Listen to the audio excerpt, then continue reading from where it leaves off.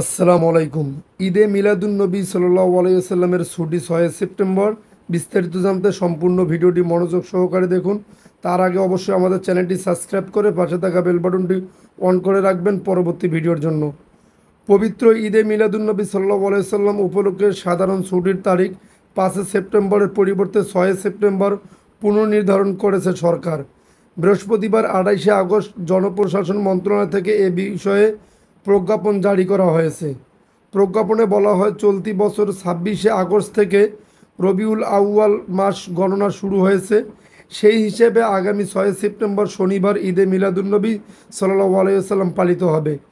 এই প্রেক্ষিতে আগে 5 সেপ্টেম্বর শুক্রবার নির্ধারিত সাধারণ ছুটির পরিবর্তে 6 সেপ্টেম্বর শনিবার ছুটি পুনর্নির্ধারণ করা হয়েছে।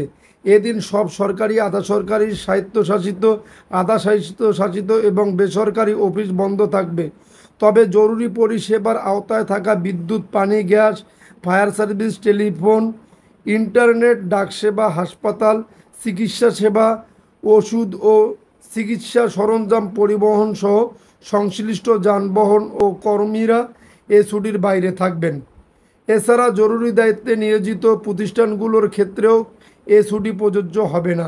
ব্যাংক খোলা থাকবে কিনা সে বিষয়ে সিদ্ধান্ত নেবে বাংলাদেশ ব্যাংক। আদালতের বিষয়ে প্রয়োজনীয় সিদ্ধান্ত নেবে সুপ্রিম কোর্ট। যদি আপনাদের ভিডিওটি ভালো লেগে থাকে তাহলে অবশ্যই আমাদের চ্যানেলটি সাবস্ক্রাইব করে পাশে থাকা বেল বাটনটি অন করে রাখুন পরবর্তী ভিডিওর জন্য।